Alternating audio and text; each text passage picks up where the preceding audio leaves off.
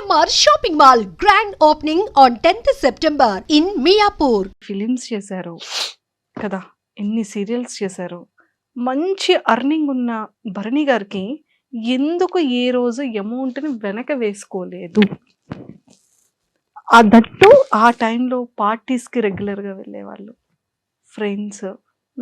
అంటే అలా ఉన్న భరణి గారు సడన్గా లైఫ్లో చేంజ్ ఏంటి? ఎప్పటి నుండి దాచుకోవడం స్టార్ట్ అయింది ఆ ఒక్కసారి?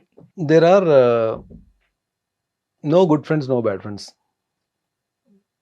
మన ఫ్రెండ్స్ బ్యాడ్, ఫ్రెండ్స్ గుడ్ అని మనం చెప్పలేం. ఫ్రెండ్ అంటే ఫ్రెండే.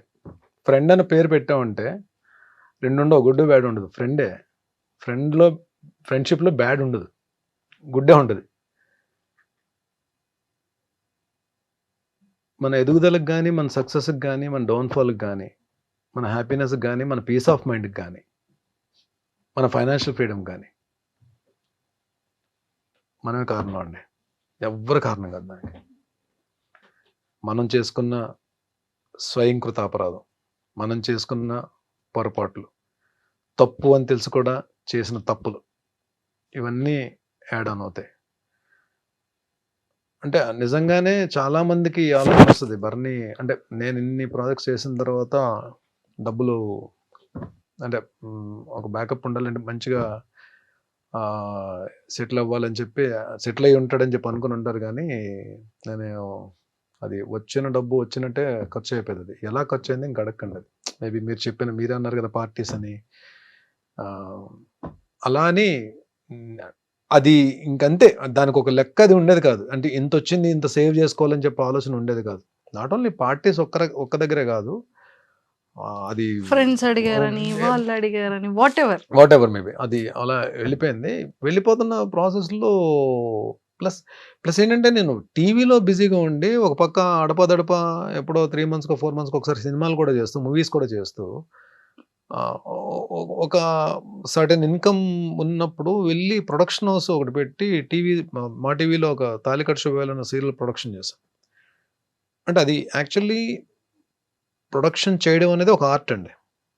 అది నాలాంటి ఒక ఫైనాన్షియల్ డిసిప్లిన్ లేనోడు, డబ్బును ప్రేమించనోడు, డబ్బు అంటే విలువ లేనోడు అసలు ఏ బిజినెస్ చేయకూడదండి. ఫస్ట్ ఆఫ్ ఆల్ నిజంగానే ఏదన్నా మనం మనస్ఫూర్తిగా ప్రేమించి ఫోకస్డ్గా ఉంటేనే అది మన దగ్గర ఉంటుందండి, లేదంటే అది ఉండదు. అది డబ్బైనా ఏదైనా సరే. సో నేను వెళ్తున్న దాంట్లో ఆ టైంలో చేయకూడదు. ఆ ప్రొడక్షన్ హౌస్ చేయడం వలన అందరూ చాలా కోఆపరేట్ చేశారు, అందరూ హెల్ప్ చేశారు, అందరూ బాగా నన్ను సపోర్ట్ చేశారు. ప్లస్ నాకు ఆ ప్రొడక్షన్ చేయడం రాక నేను డబ్బులు పోగొట్టుకున్నాను. నేను లాస్ట్ షెడ్యూల్ అయితే పాపం కొంతమంది ఆర్టిస్టులకి నేను పేమెంట్స్ కూడా ఇవ్వలేకపోయాను అప్పుడున్న నేనున్న పరిస్థితుల్లో. ఏవైతే ఇంట్రెస్ట్లకి తెచ్చిన అమౌంట్స్ అయితే ఉన్నాయో అవి క్లియర్ చేయగలిగాను తప్ప లాస్ట్ షెడ్యూల్ నేను కొంతమందికి పాపం నేను ఇవ్వలేకపోయాను. బట్ వాళ్ళు కూడా తెలిసిన తర్వాత ఆర్టిస్టులే కాబట్టి కొంతమంది బాధపడి ఉండొచ్చు, కొంతమంది మాత్రం సరే డబ్బులు బాగా పోయాయి కదా అని చెప్పి కొంతమంది, అంటే లాస్ట్ షెడ్యూల్ వరకు అయితే మొత్తం క్లియర్ చేస్తాను, అందరికి ఎవరికి ఇది లేదు. కొంతమందికి నేను ఇవ్వలేకపోయాను, వాళ్ళు కూడా అడగలేదు. బట్ డెఫినెట్లీ వాళ్ళకి ఏదో రోజు నేను పిలిచి మరి నేను అంటే చిన్న పెద్ద అమౌంట్లు ఏం కాదులేండి. ఆ లాస్ట్ షెడ్యూల్ అంటే ఏముంటాయండి, మేము 3-4 days వర్కింగ్ డేస్ పేమెంట్స్ ఉంటాయి. అలా అవి ఒక 3-4 అంతే. ఇది ఏ ఇయర్ లో సార్ జరిగింది? ఇది 2015 అండి. 2015 నుంచి 2016 అన్నిలో టాప్ మంది తగిలిందండి. అంటే తెలుసు చాలా పెద్ద అమౌంట్ పోయిందని తెలుసు. బట్ ఆ 2011-2012లోనే నాకు ఒక అద్భుతమైన వ్యక్తి పరిచయం ఉన్నారు నా లైఫ్లో. ఆరెంజ్ ఫిలిం నుంచి నాగబాబు సార్. ఆయన డబ్బులు పోగొట్టుకుని ఉన్నారు. నేను ఇక్కడ సీరియల్ అయిపోయిందని తెలుసు. మార్నింగ్ 6:30 కాల్ వచ్చింది నాకు. ఎక్కడున్నావు అంటే ఇంట్లో ఉన్నానంటే పలానా చోటకి రా అని చెప్పన్నారు. వెళ్ళాను. నేను ఇద్దరం కాఫీ తాగుతూ కూర్చొని మాట్లాడుకుంటున్నాను. లైఫ్లో ఒకటి గుర్తుపెట్టుకోవాలని, కొన్ని జరగాలి లైఫ్లో, కొన్ని జరగాలి, జరిగితేనే కొన్నిటి విలువ తెలుస్తుంది. అలా వెళ్ళిపోయింది అనుకో, దేని విలువ తెలియదు. కొన్ని జరగడం మన మంచికే. నువ్వు నిజంగా చాలా లక్. ఎందుకంటే నువ్వు తట్టుకోగలిగే ఫిగర్తోనే బయటకు వచ్చేసావు. ఇది ప్రొలాంగ్ అయ్యి ఉంటే ఇంకొంచెం పెద్ద ఫిగర్ పోయేది. కాబట్టి ఫీల్ దట్ యువర్ లక్కీ. ఇంకో లక్ ఏంటంటే నీకు టీవీలో ఎప్పుడు కూడా ఏదో ఒక ప్రొడక్షన్ హౌస్ నుంచి కాల్ వస్తుంది. నీకు ఎవ్రీ మంత్ ఏదో ఒక సీరియల్ నుంచి కాల్ వస్తుంది, క్యారెక్టర్స్ చేస్తూనే ఉంటావు. నువ్వు వర్క్ చేద్దాం అంటే నువ్వు డెఫినెట్గా నీకు వర్క్ ఉంటుంది. చేయబరని 6 monthsలో బయటకు వచ్చేస్తావు అని చెప్పి అది ర్యాండమ్గా అన్నారు ఆయన. 6 monthsలో బయటకు వచ్చేస్తావు చెయ్యను ఆయన చెప్పి ఇద్దరం డిస్బర్స్ అయ్యాం. నేను ఇంటికి వెళ్తున్నాను, అన్నపూర్ణ నుంచి కాల్ వచ్చింది.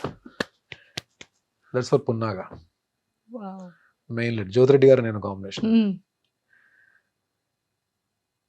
ఆ నెక్స్ట్ మంత్ ఇమీడియట్ గా మళ్ళీ అన్నపూర్ణలోనే ప్రేమ్ నగర్ వాణిశ్రీ అన్నట్టు వాణిశ్రీ గారితో వర్క్ చేశానండి. ఇది చెప్పడం మర్చిపోయాను. అంటే చూడండి అది నాకు నిజంగానే ఎంత ఆవిడ ఎలాంటి హీరోలతో చేశారు. ఆవిడ లెజెండరీ యాక్ట్రెస్ కదా. ఆవిడ మదరు నేను సన్. ప్రేమ్ నగర్ లో టప్ టప్ టప్ అని పడ్డాయండి. అంటే 3-4 days లో 4 serials కంప్లీట్ అయ్యాను నేను.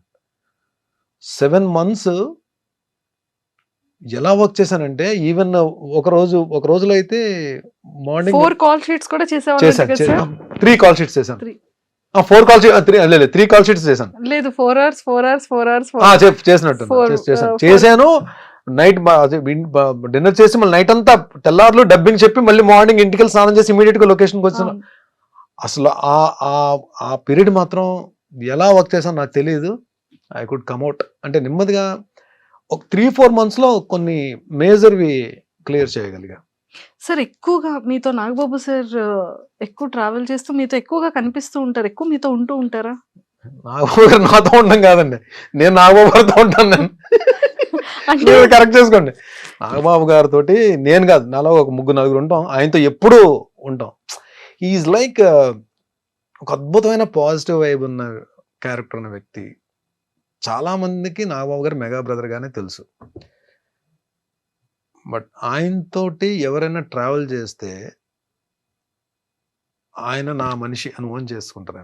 మా నాగబాబు గారు నాగబాబు గారిని ఎవరైనా అంటే పగిలిపోద్ది ఒక్కొక్కటిగా అన్న దీంట్లో ఉంటారు, అన్న మైండ్ సెట్తో ఉంటారు. ఏమో నేనైతే ఆ మైండ్ సెట్తో ఉంటాను. నాగబాబు గారిని ఎవరేమన్నా సరే నాకు ముందు నశాలానికి ఎక్కేస్తుంది నాకు. బికాజ్ చాలామంది ఏమి ఇస్తారండి, మహా అయితే అన్నదానం చేస్తారు, లేదంటే వస్త్రదానం చేస్తారు, లేదంటే డబ్బులు సాయం చేస్తారు. హెల్త్ దానం చేసే వాళ్ళు ఎవరైనా చూసారా మీరు? ఫ్రెండ్స్లో ఎలా ఉంటారు? ఈవినింగ్ 5:30కి మరి అక్కడికి వస్తే పదా అని చెప్పి అంటారు కదా, అవి ఉండు. మార్నింగ్ 6కి కాల్ వస్తుంది, ఏ టైం జిమ్కి వస్తున్నాం అని చెప్పి. మేము ఎవ్వరం కూడా పాకెట్ నుంచి ₹1 కూడా తీయనివ్వరు జిమ్కి కట్టడానికి. ఇయర్లీకి సరిపడే ఫీజు అపోలోలో ఆయనే కట్టేస్తారు, మా జిమ్ ఫీజు అంతా. నాకు ఒక్కడికే కాదు, ఆయన చుట్టూ ఉన్న బ్యాచ్ అందరికీ. మమ్మల్ని మేము ఎంతో కూడా సంపాదించుకుంటున్నాం కదా, మేము కట్టగలం కదా, మా జిమ్ ఫీజు మేము కట్టగలం కదా. ఆయనకి అదొక సరదా.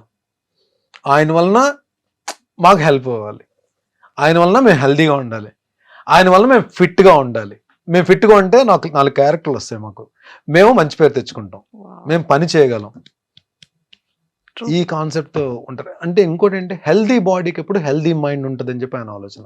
Actually it's true.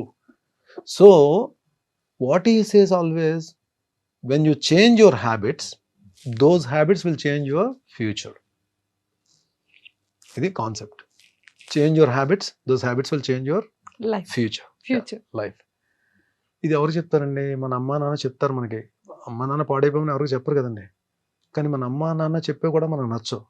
ఈయనలో గమ్మత్తైన విషయం ఏంటంటే ప్రతి విషయం మనకు నచ్చేటట్టు చెప్తారు. మన మదర్ ఫాదర్ కూడా అంత పేషెంట్గా చెప్తారో చెప్పరు తెలియదు, అంత పేషెంట్గా చెప్తారు.